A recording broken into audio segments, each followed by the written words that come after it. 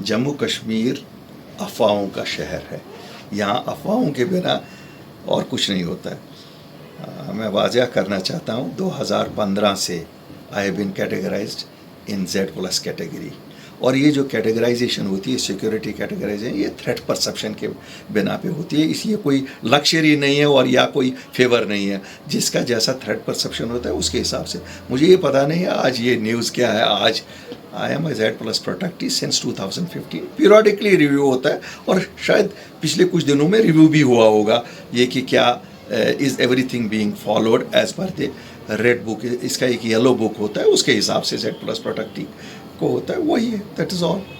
सो इसमें मेरे लिए तो कोई ये नई न्यूज़ नहीं है कि आज मुझे कोई Z+ protectee बनाया गया। It's based on the threat perception, और जो security agencies keep on reviewing it as and when they feel it is not required, they will withdraw it. It is, ये कोई फेवर और लक्जरी नहीं होता है जैसे मैंने। अच्छा अल्ताफ साहब, एक देखिए, वक्फ बोर्ड की चेयरपर्सन है मोहतरमा अंद्राबी साहिबा, ये उनका डिसीजन है, उनको ज़्यादा पता होगी वो कहाँ पर कैसा करना चाहती हैं, इसमें हमारा क्या है। हम तो आम लोग हैं, नमाज़ पढ़ते हैं, और ईद की नमाज अल्लाह करे लोगों की अच्छी नमाज हो, और क्या है। अच्छा अल्ताफ साहब, आपसे पूछना चाहेंगे कि आपको लगता है कि पिछली सरकारें फेल हुई यहाँ पे जो peace law and order situations को रिस्टोर करने में, तभी आज जो है दरख्शां इंद्राबी ने ये डिसीजन लिया कि अब ईद की नमाज ईदगाह में ही अदा होगी? नहीं, इसका मुझे नहीं लगता है इसके लॉ एंड ऑर्डर किसी चीज़ से ताल्लुक़ है कि लॉ एंड ऑर्डर पिछली सरकारें फेल हुई और आज की सरकारें, ऐसा कुछ नहीं है। मुझे लगता है शायद एक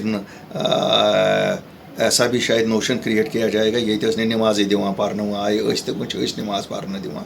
हम मुसलमान हैं, हम लोग तो नमाज ये हमारा मजहबी फरीज़ा है।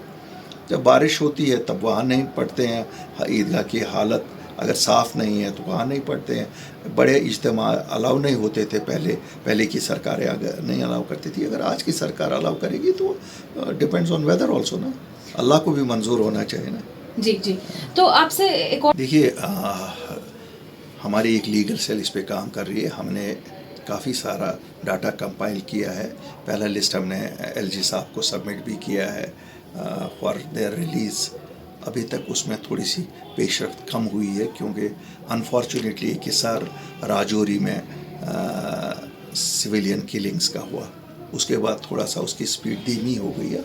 इंशाल्लाह मुझे लगता है ईद के बाद हम उस पर फिर अपनी पूरी तवज्जो दे देंगे और कोशिश करेंगे सरकार को कन्विंस करने की कि काफ़ी हुआ है, इन बच्चों को एक और मौका दिया जाए अपनी ज़िंदगी नए सिरे से शुरू करने को। अच्छा अल्ताफ साहब, मरकज़ी मैं ये मानता हूँ हालात काफ़ी नॉर्मल हैं। जब मैं 90 के साथ कंपेयर करता हूँ हालात को, तो आज फिर कंप्लीट नॉर्मल सी है। इलेक्शन क्यों नहीं हो रहे हैं? हो सकता है कि गवर्नमेंट ऑफ इंडिया में कुछ विचार चल रहा हो, जैसे हम सुन रहे हैं इलेक्शन कमीशन आ रहा है। इससे पहले गवर्नर साहब ने भी कहा हम तैयार हैं इलेक्शन के लिए, जब भी इलेक्शन कमीशन कॉल ले लेगा। तो अब लगता है इलेक्शन कमीशन आ रहा है। गवर्नर साहब ने भी कहा कि हम तैयार हैं, तो वही सरकारी अफसरों को उनको भी कहना है जो गवर्नर साहब ने लोगों को कहा। लॉजिकली तो वही होना चाहिए। ऐसा नहीं है कि गवर्नर साहब ने कहा कि हालात ठीक है और उसके अफसर बोलेंगे हालात ठीक नहीं है। अगर सब कुछ ठीक होगा तो इलेक्शन तो होने चाहिए। ये तो एक जमहूरी हक है हमारे लोगों का। Why keep them away from it.